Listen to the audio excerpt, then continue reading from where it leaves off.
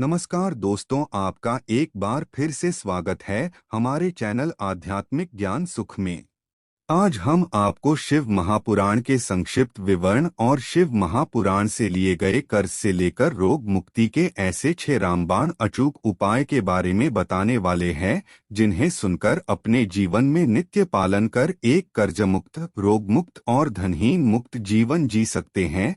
तो आइए सबसे पहले जानते हैं शिव महापुराण के बारे में।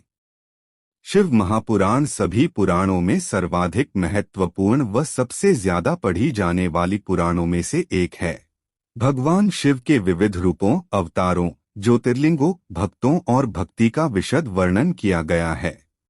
इसमें शिव के कल्याणकारी स्वरूप का सात्विक विवेचन, रहस्य, महिमा और उपासना का विस्तृत वर्णन है। शिव महापुराण में शिव को पंचदेवों में प्रधान अनादि सिद्ध परमेश्वर के रूप में स्वीकार किया गया है।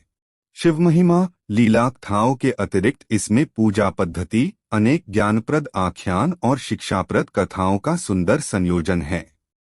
इसमें भगवान शिव के भव्यतम व्यक्तित्व का गुणगान किया गया है।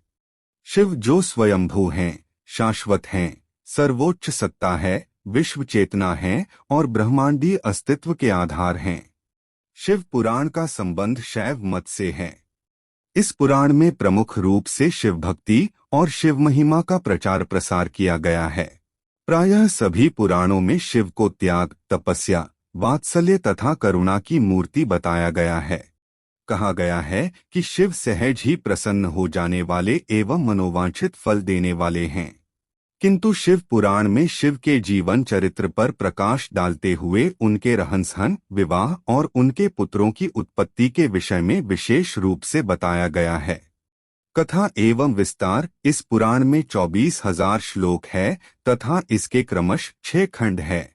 इनमें 5 खंड इस प्रकार है: 1 विद्येश्वर संहिता, 2 रुद्र संहिता, 3 कोटिरुद्र संहिता, 4 कैलाश संहिता, 5 वायु संहिता। शिव महापुराण में भगवान शिव को प्रसन्न करने और समस्याओं से मुक्ति के बारे में भी कई अचूक उपाय बताए गए हैं। उन्हीं में कुछ उपाय ऐसे भी हैं जो न सिर्फ व्यक्ति को कर्ज और रोग से मुक्ति दिलाने में सहायक हैं, बल्कि इन 6 बड़ी समस्याओं का रामबाण उपाय भी हैं।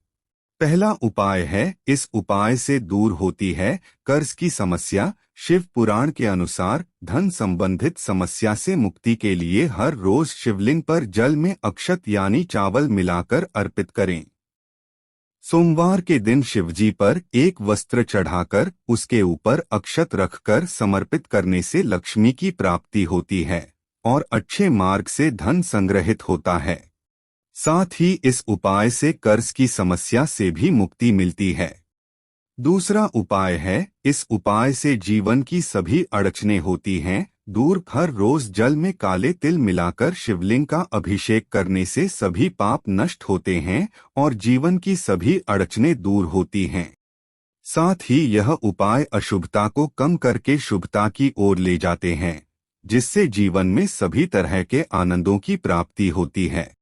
तीसरा उपाय है, इस उपाय से सुख सुविधाओं में होती है वृद्धि। शिवलिंग पर जल में जौ मिलाकर अभिषेक करने से सुख सुविधाओं में वृद्धि होती है और पितरों का भी आशीर्वाद प्राप्त होता है।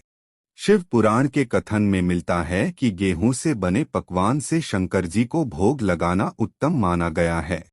साथ ही गेहूं के दान से कुल में वृद्धि होती है और परिवार के सदस्यों के बीच आपसी प्रेम बना रहता है। घर में नकारात्मक माहौल सकारात्मक में बदल जाता है। चौथा उपाय है, इस उपाय से धन संपत्ति की होती है प्राप्ति। जीवन में सुख समृद्धि और शुभ फलों की प्राप्ति के लिए हर रोज रात में 11 से 12 बजे के बीच शिवलिंग के सामने एक दीपक लगाएं। ऐसा करने से धन संपत्ति और ऐश्वर्य की प्राप्ति होती है।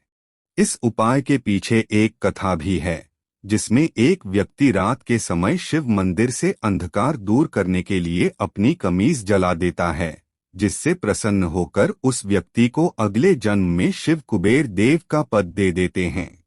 5वां उपाय है, इस उपाय से आरोग्य की होती है प्राप्ति। शिवलिंग पर जल में देसी घी मिलाकर अर्पित करने से शारीरिक कमजोरी दूर होती है और आरोग्य की प्राप्ति होती है। वहीं शहद से पूजा करने पर टीबी के रोगियों का इलाज होता है और आग के फूल चढ़ाने से मोक्ष की प्राप्ति होती है। छठा उपाय है, इस व्रत से सभी मनोकामना होती हैं पूरी। शिव महापुराण के अनुसार सभी मनोकामनाओं की पूर्ति के लिए 5 सोमवार पशुपतिनाथ का व्रत करना चाहिए। यह व्रत भगवान शिव को समर्पित है और यह प्रदोष व्रत की तरह ही किया जाता है।